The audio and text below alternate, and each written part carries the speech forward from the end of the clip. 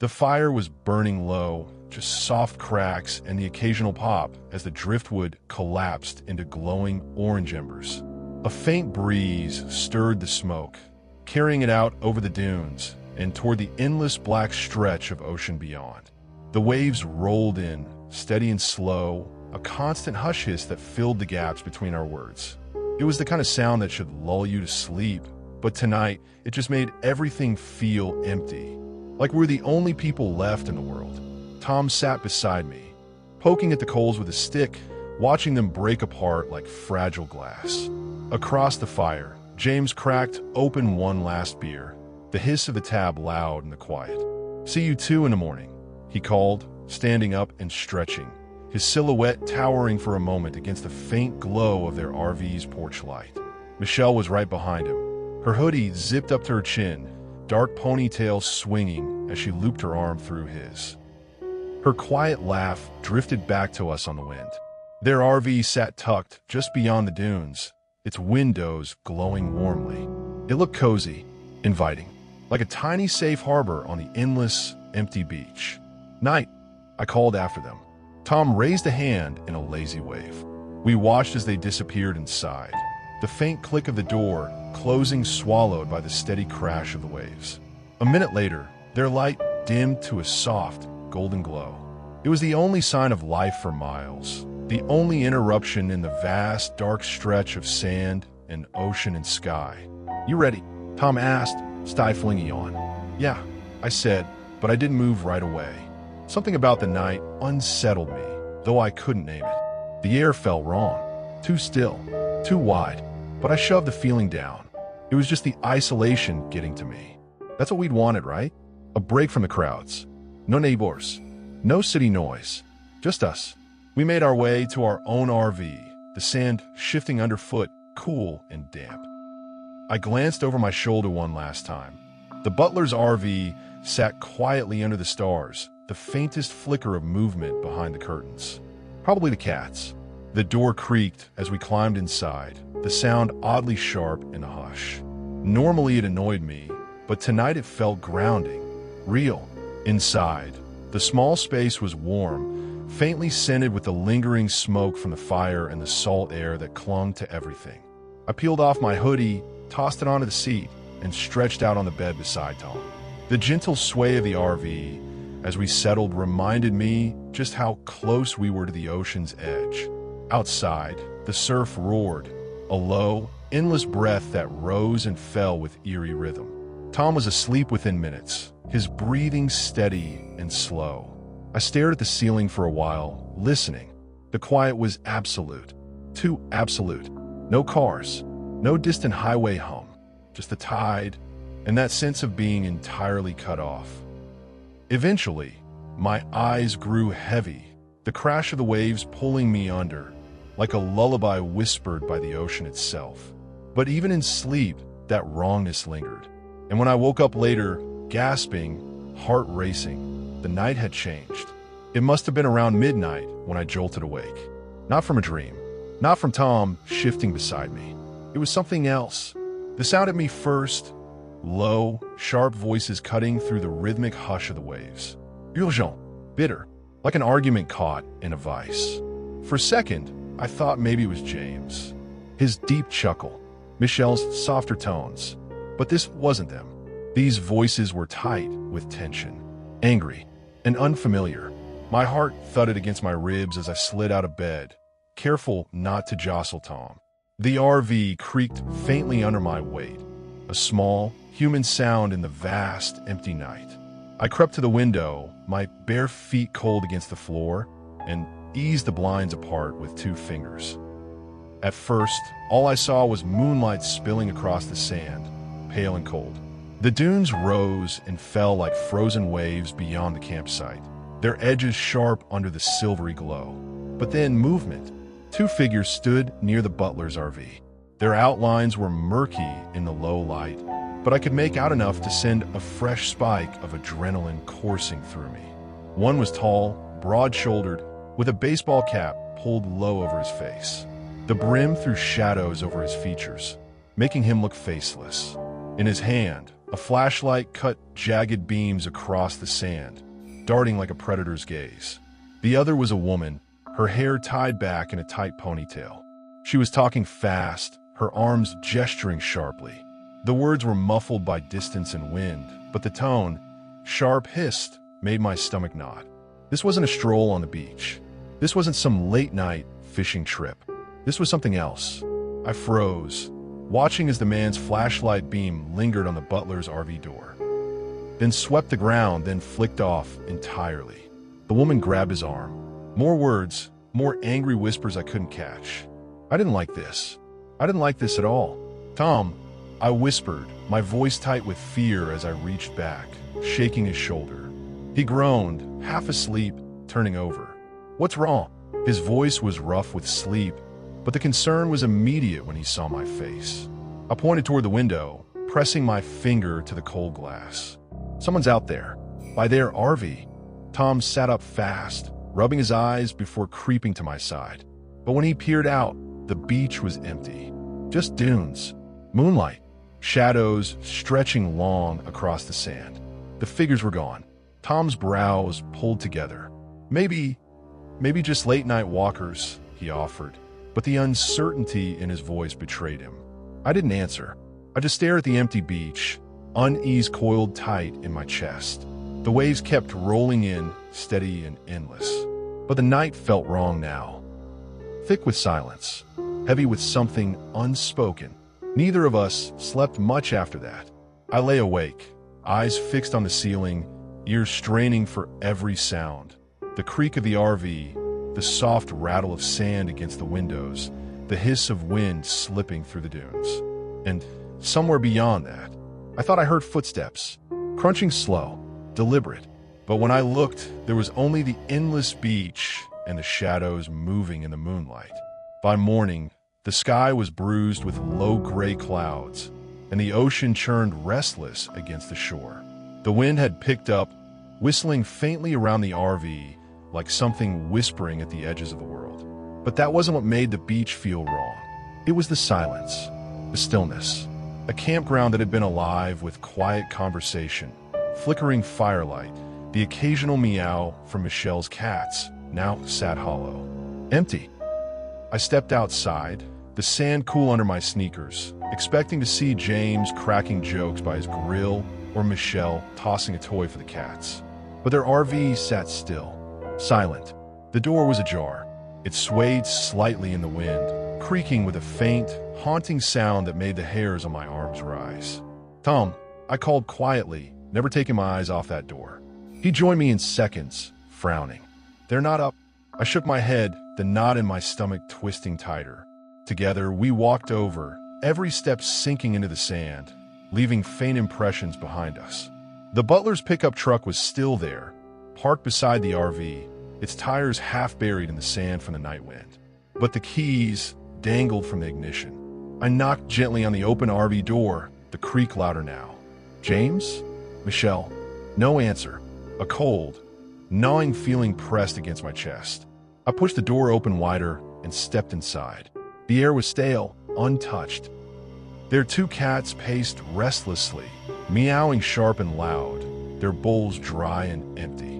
One batted at an overturned food container, the other perched by the window, eyes wide, tail flicking in agitation.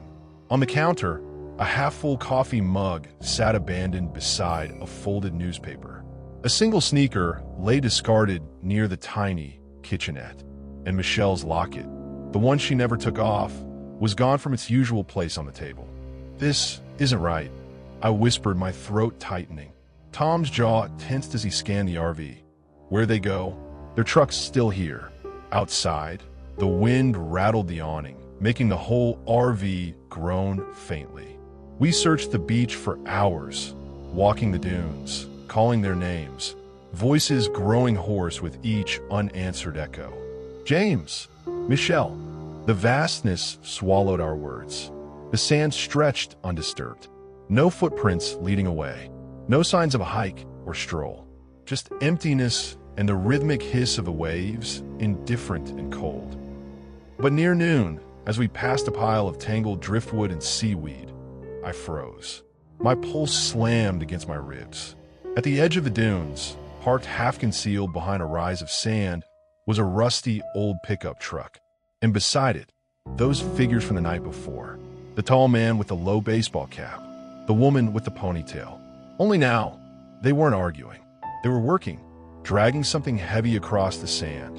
A large blue tarp, sagging in the middle, bulging awkwardly. They strained under the weight, grunting as they hauled it toward the truck bed. My breath caught in my throat. "Tom," I whispered, pulling him down behind the dunes. He followed my gaze, and his face drained of color. What's in that tarp?" His voice was low, tight with fear. We crouched low, watching. The woman glanced in our direction, eyes scanning the dunes. For a moment, I swore her gaze locked onto mine, sharp, suspicious, predatory. I ducked lower, my heart hammering so loud I thought they'd hear it. The man slammed the tailgate shut, and they climbed into the truck. Tires spat sand as they sped off down the beach road, vanishing into the dunes. We waited until the rumble of the engine faded entirely before scrambling back to our RV. I couldn't sit still, pacing, every muscle in my body humming with adrenaline. "We have to do something," I told Tom, my hands trembling as I poured a glass of water I couldn't bring myself to drink. "Those people, that tarp, it's not right." Tom nodded grimly, already grabbing his phone. "I'm calling the ranger." He explained everything, James and Michelle missing, the RV left open, strangers acting suspicious, dragging something heavy. The ranger promised to send someone, but the hours crawled by like shadows, stretching toward dusk, and no one came. The butler's RV sat quiet, their cats crying louder with every passing hour, their high, desperate meows like needles prickling the back of my neck. The beach, once a place of peace, now felt vast and hostile. The wind whispered through the dunes like voices we couldn't understand. And somewhere in my gut, I knew something terrible had happened, and it wasn't over yet. The next 2 days crawled by like a bad dream you can't wake up from. We stayed in the RV, barely speaking, every creak of the walls or whisper of wind outside setting my nerves on edge. I kept the blinds drawn tight, but even then, I could feel eyes on us. Imagined shadows shifting beyond the dunes. Heard phantom footsteps crunching across the sand when there was no one there. "Tom, you hear that?" I whispered late that night, clutching the blanket like it could shield me. He lay still, listening. A faint rustle outside, the low crunch of sand underfoot. He shook his head. "Just the wind," he muttered, but his voice was tight, unconvincing. His hand gripped mine under the blanket, his palm cold with sweat. Sleep never came. The darkness outside pressed against the RV, heavy and watchful. I imagined those two, the man with the baseball cap, the woman with the ponytail, stalking through the dunes, their flashlight beams slicing through the night, their eyes searching for us. And that tarp. God, I couldn't stop thinking about that tarp. What was in it? I already knew. Deep down, I think I always knew. The next morning, the beach was buzzing with a different kind of energy. Sirens, flashing lights, park rangers, police cruisers. Their tires cut deep tracks into the sand as they poured onto the campsite. A ranger knocked on our RV door. His face told me everything before he even spoke. Grave, lined with fatigue, eyes dulled by something awful. I opened the door with trembling hands. "We found 2 bodies," he said simply, his voice heavy with restrained emotion. "Buried in the dunes, about a mile from here." The world tilted. I gripped the doorframe as my knees buckled. Tom caught me, his hands shaking nearly as badly as mine. "Who?" My voice cracked, barely more than air. "It's James and Michelle Butler." The ground might as well have vanished beneath me. Buried. I couldn't even process the word. Buried like trash, like they didn't matter. The ranger's voice cut through the fog in my brain. Their RV was stolen, but we tracked it across the border. The suspects were caught driving it in Mexico. A flash in my mind, the tall man, the woman, their sharp whispers in the dark, the blue tarp sagging under the weight of. I stumbled back inside, nausea clawing at my throat. Tom closed the door, pulling me into a tight embrace, but even his arms couldn't keep the icy fear from seeping in. Later that afternoon, as we hastily packed our things, I spotted something glinting near the edge of our campsite. Half buried in the sand, tangled in seaweed and wind-blown debris. I knelt down, my heart cracking in my chest. Michelle's locket. The silver chain twisted like a knot of metal and grief. Hands trembling, I opened it. A tiny photo stared back. James and Michelle, smiling, happy, oblivious to the nightmare that was waiting for them. I pressed the locket into the ranger's hand when they came by again, my voice fracturing as I explained where I'd found it. We left the beach that same day. No golonbis. No looking back. The bowl, the place we'd always called our escape, felt tainted now. Haunted. Every gust of wind across the dunes sounded like whispered warnings. Every shadow stretching across the sand looked like a threat. We don't camp anymore. We don't trust quiet places. The open road doesn't feel like freedom. It feels like a trap. Because paradise can turn into a nightmare in a heartbeat. And sometimes the strangers in the dark are real. The sun was just beginning to sink, painting the sky in streaks of burnt orange and violet as Tom and I pulled our RV into the stretch of sand at Padre Island National Seashore. The air smelled like salt and sun-baked seaweed, and the rhythmic crash of waves set a peaceful hum beneath everything. We'd driven all day, and the thought of finally unwinding by the ocean made my shoulders sag with relief. The butler's RV was already parked nearby, the soft hum of their generator blending with the wind. James stood by their portable grill, flipping something over the flames, while Michelle played with their 2 cats, laughing as they darted after bits of driftwood. I waved as we parked, and James lifted a hand, flashing his usual easy smile. We met them a few days prior at another camping spot along the Gulf. Strangers bonded by a love of the open road and ocean views. Friendly, down-to-earth people, the kind you felt comfortable with almost instantly. The beach was nearly deserted, just the 4 of us and the endless stretch of sand dunes. The isolation was part of the appeal. At least, that's what we told ourselves. As the sun vanished completely, we gathered around a small fire, passing beers and stories, the flames casting flickering shadows across our faces. The ocean's roar dulled everything beyond our circle of light, and for a while, it was perfect. The kind of night you don't want to end. See you in the morning, James finally said as they packed up, their silhouettes disappearing toward their RV, the windows glowing faintly in the dark. The cats bounded ahead, their bell collars jingling softly. Tom and I climbed into ours, the familiar creak of the door strangely comforting after the stillness outside. I lay down, lulled by the waves pounding the shore, the distant calls of seabirds, and the gentle sway of the RV as the wind gusted. But sometime past midnight, a noise snapped me awake. Voices. Low, sharp, urgent. I froze, my ears straining. It wasn't James's deep laugh or Michelle's playful teasing. These voices carried tension. Snippets of an argument bitten off mid-sentence, too far away to catch the words, but close enough to set my heart racing. I slid out of bed, easing toward the window, careful not to make the RV creak. With trembling fingers, I peeled apart the blinds. 2 figures stood by the butler's RV.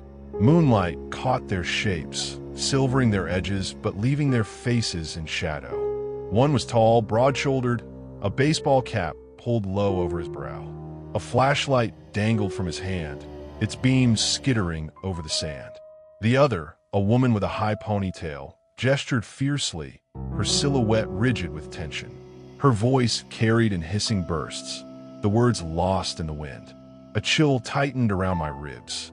"Tom," I whispered, reaching for him, my voice barely above the surf outside. He groaned, half asleep. "What? Someone's out there. By their RV." I pointed, barely breathing. Tom pushed himself up, rubbing his eyes, and leaned beside me at the window. But the figures were gone. The flashlight, the woman, the tall man, vanished like smoke into the dunes. The beach stretched quiet and empty under the pale moon. "Maybe just late-night walkers," Tom muttered, but his voice faltered. I didn't argue, but I didn't sleep either. All night, I lay stiff beneath the thin blanket, my ears tuned to every crunch of sand, every creak of the RV, every soft, ghostly meow from the butler's cats. Something wasn't right, and as dawn bled over the horizon, that uneasy knot in my stomach only tightened. The beach looked different in the daylight.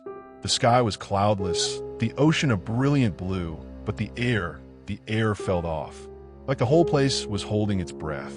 I stepped outside, the sand cool under my feet, expecting to see James grilling breakfast or Michelle chasing after their cats.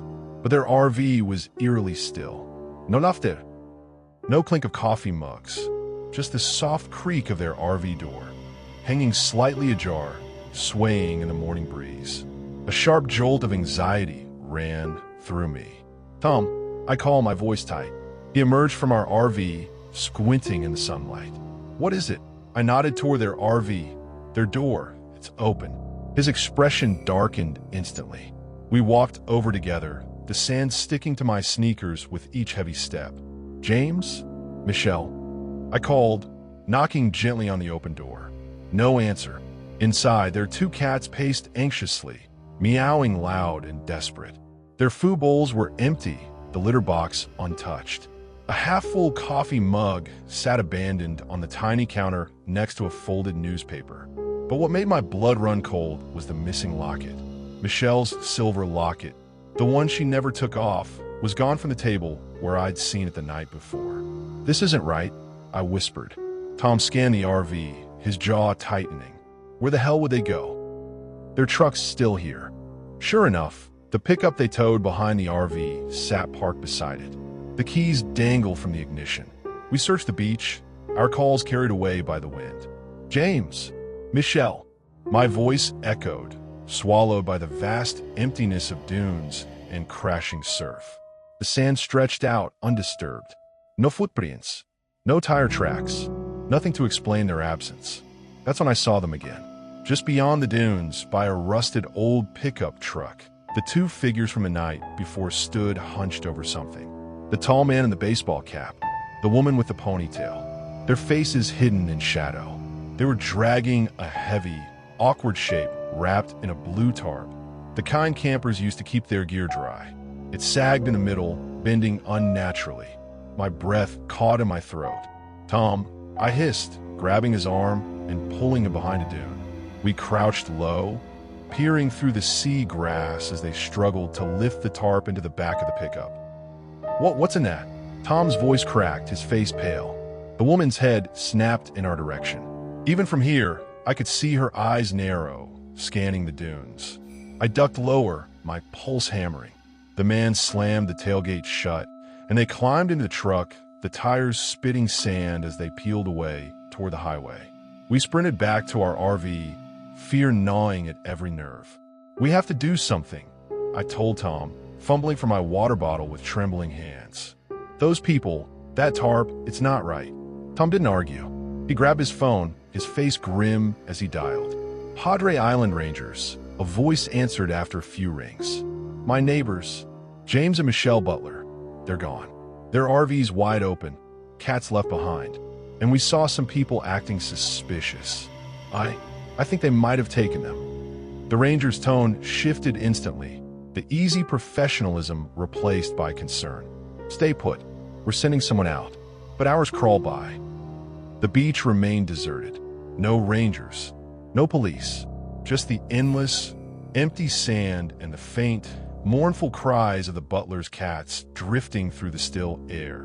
I couldn't sit still. Every creak of the RV made me flinch. Every gust of wind sounded like footsteps. That night, I lay awake, staring at the ceiling, the image of that blue tarp seared into my brain. We should have left right then, but by the time help arrived, it was already too late. 2 days. That's how long we stayed, too scared to leave, too scared to stay. Every night, I barely slept, ears straining for footsteps, heart thudding with every creak of the RV. I kept the blinds shut tight, but in the silence, I swore I could hear them, the slow, deliberate crunch of footsteps in the sand outside. "Tom, you hear that?" I whispered in the darkness. He lay beside me, wide awake, eyes open and wary. He shook his head slightly. "It's just the wind," he said, but his voice wavered. Neither of us believed it. When the Rangers finally showed up, it wasn't the quiet knock I expected. It was a swarm. Police cars, ranger trucks, sirens low but flashing, their lights staining the dunes in blue and red. A ranger approached our RV, his face drawn, eyes shadowed with the kind of knowledge that weighs down your soul. "You reported the Butlers missing?" he asked. I nodded, my throat dry. His lips pressed into a hard line. "We found 2 bodies, buried about a mile down the beach." The world tilted. Tom caught me as my knees buckled. "Barry," my voice came out thin, broken. The ranger nodded grimly. "Looks like murder. Their RV, it was stolen. But we tracked it to Mexico. Caught the suspects driving it." My mind reeled. The tall man, the woman with the ponytail, the blue tarp sagging between them. I felt sick, the bile rising in my throat. I could still see their faces, or what little I'd glimpsed, etched into my memory. That afternoon, we packed up, our movements frantic, mechanical. Every snap of a latch, every creak of the door sent adrenaline spiking through me. As I folded our chairs and gathered the last of our things, something caught my eye, a glint in the sand near our site, tangled in seaweed and debris. Michelle's locket, half buried, its silver chain knotted and dull with salt.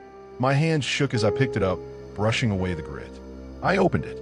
Inside was a tiny photo, James and Michelle on their wedding day, beaming, frozen in time, oblivious to what awaited them here on this beach. Tears blurred my vision. I handed the locket to the police, my voice cracking as I explained where I found it. We left Padre Island that day and never looked back. The bowl, the open, empty stretch of beach that was supposed to be our escape, turned into a nightmare I can't shake. I still see their shadows in my dreams. The man in the cap, the woman with the ponytail, their dark figures dragging that tarp across the sand. I still hear the butler's cats crying, sharp and desperate. And sometimes, when the wind rustles through the dunes at night, I swear I hear footsteps.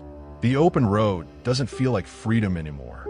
It feels like a trap, waiting for strangers to turn paradise into a grave. The sun was brutal that afternoon, but all I felt was cold. Cold, heavy dread. Police cruisers, unmarked trucks, and a forensics van swarmed the beach like vultures. Yellow tape flapped in the salty wind, roping off the dunes near our campsite. Tom and I stood by our RV, watching in stunned silence as officers combed through the sand, their boots leaving deep impressions in the soft ground. A ranger approached us, his tan uniform darkened with sweat, but his face even grimmer than before. "We've confirmed it," he said quietly, glancing toward the dunes. "The bodies, they're James and Michelle Butler." The words hit me like a gut punch. My knees buckled and Tom caught me under the arms, steadying me. My mouth was dry, but my eyes burned with the sting of unshed tears. "Barry," I managed to whisper, my voice barely carrying over the wind. The ranger nodded. "Shallow graves, about a mile from here." His jaw clenched. "We believe it was murder." My mind reeled, spinning back to those shadowy figures from nights ago. The tall man with the baseball cap, the woman with the ponytail, the blue tarp sagging under its heavy, horrible burden. "They took their RV," the ranger continued. "We tracked it across the border. Mexico. Suspects are in custody now." It should have brought relief. It didn't. The image of that tarp haunted me, the sickening realization twisting in my gut. Their bodies had been there, right in front of us, and we were too scared to act. Tom kept his arm around me as we packed that afternoon. Every fold of the camping chairs, every clink of a dish being stowed away felt surreal. I couldn't stop glancing at the butler's RV, its door still hanging open like a gaping mouth. The cats were gone now, rescued by animal control, but their meows still echoed in my memory. The locket was the last thing. I spotted it glinting near the dunes as we finished packing, tangled in seaweed like it had been tossed aside. I picked it up, fingers trembling. Inside was a faded photo of James and Michelle, smiling on their wedding day, their faces bright with hope for the life ahead. I handed it to the ranger, my throat tight as I explained where I'd found it. "We'll need that," he said softly, slipping it into an evidence bag. By the time the sun dipped below the horizon, we were gone. Our tires cut tracks through the sand as we left Padre Island behind, the place that was supposed to be a peaceful escape. Instead, it became the backdrop for the worst nightmare I'd ever lived. I still remember how quiet that town was. The gas station sat on the edge of nowhere, all sun-faded signs and chipped paint. The windows dusty like no one had cleaned them in years. Even the old man behind the counter barely looked up as we walked in. His eyes just tracked us slow, cautious, like he already knew something we didn't. It was me, Darren, and Kayla.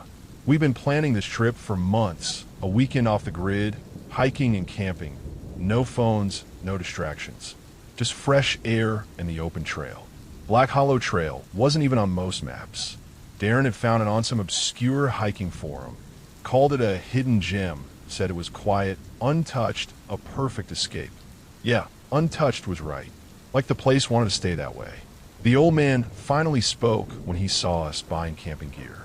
His voice was rough, low, like he wasn't sure he should say anything. "You kids headed to Black Hollow?" We all looked at each other. Darren grinned. "Yeah, what?" The guy hesitated, his eyes flicking to the dusty window, out toward the forest line. "Don't stay out there after dark," he muttered. "Trail gets strange." Darren just laughed, brushing it off like it was some old-timer superstition. "We'll be fine. Just some spooky stories, right?" But Kayla, she didn't laugh. I noticed her staring at the faded map taped to the counter, the one with the red X over the forest. Her knuckles were white around her water bottle. We left the store with his warning hanging over us like a cloud. The trailhead was empty when we got there. Just a cracked wooden sign and miles of towering trees.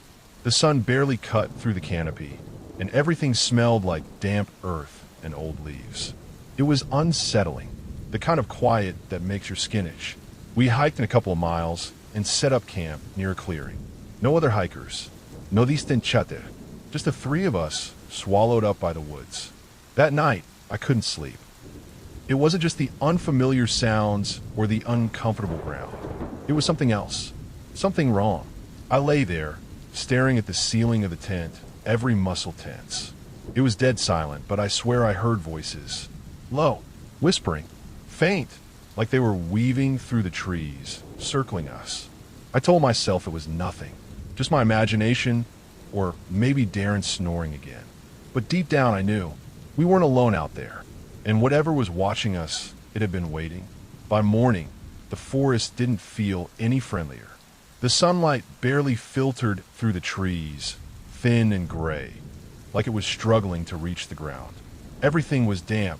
Our tents, our clothes, even the air itself felt heavy. Darren acted like nothing was wrong, cracking dumb jokes while boiling coffee over the fire. But I could tell even he was forcing it. Kayla barely said a word. She kept looking around, her eyes darting to the tree line, flinching at every branch that creaked in the wind. I wanted to tell her it was just nerves, but truth was, I felt it too. That crawling sensation at the back of my neck, like eyes were on us. Watching, waiting. We packed up camp and hit the trail again.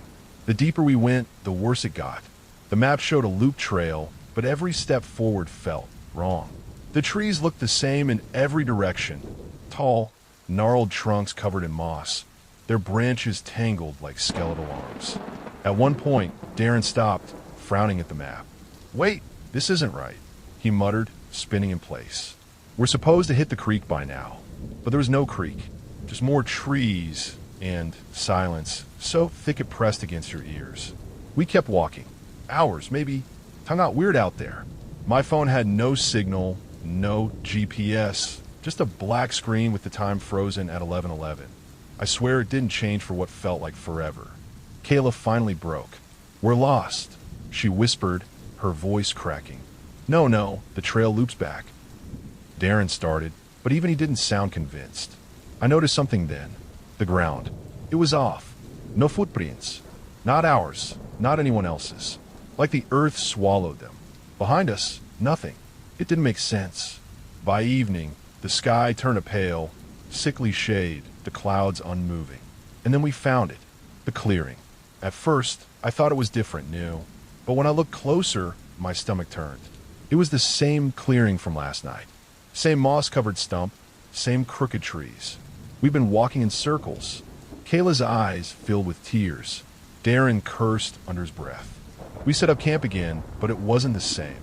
The air felt heavier. The woods quieter.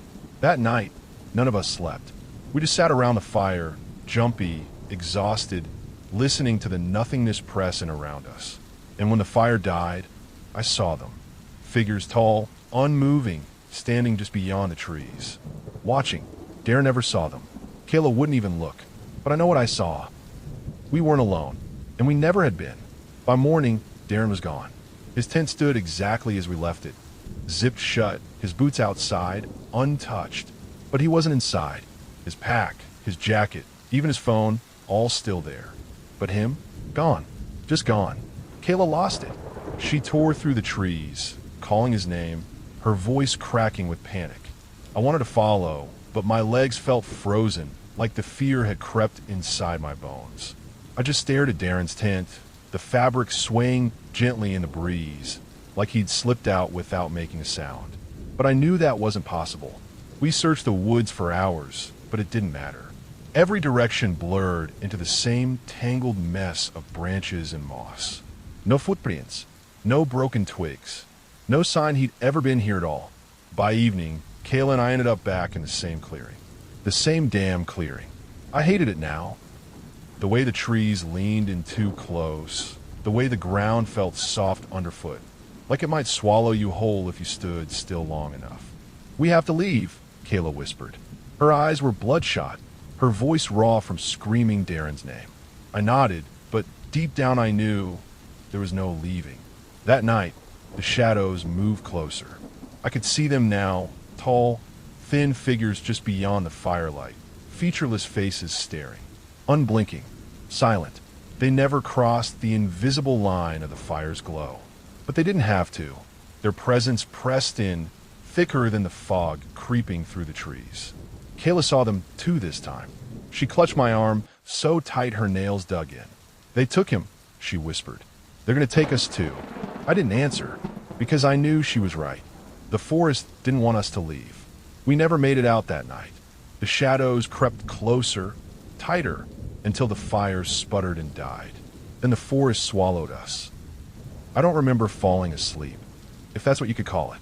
More like drifting into some dark place where time twisted and the air pressed heavy on my chest. When I opened my eyes, the clearing was empty. Kayla was gone. Her pack gone. Her boots gone. No struggle. No blood. Nothing but the faint outline of where she'd slept. Just like Darren. I ran. God, I ran until my lungs burned, until my legs threatened to give out. But no matter how far I went, the trees never ended. The trail never reappeared. Just more forest. Hours, days. I don't even know how long I wandered before I stumbled onto the ranger station. A squat wooden building that appeared out of nowhere, like it had always been there, hidden behind the trees. They found me outside, wild-eyed, shaking, covered in dirt. I told them everything about Darren, Kayla, the shadows, but their faces, they looked at me like I was crazy. "You're the first camper we've seen in weeks," the ranger said, his expression tight. "No one's been up here, not since the disappearances last year." I didn't understand. I still don't. But they searched, sent teams into the woods. They never found Darren, never found Kayla. Their tents, their gear gone. The only thing they recovered was my phone. And even though it's corrupted, photos scrambled, videos erased like they'd never existed. It's been 6 months now. Sometimes I still wake up, heart racing, convinced I hear whispers outside my window. Sometimes when I close my eyes, I see them, those faceless figures standing between the trees, watching, waiting. People say the Black Hollow Trail's just another hiking route. But I know better. Some places they don't let you leave.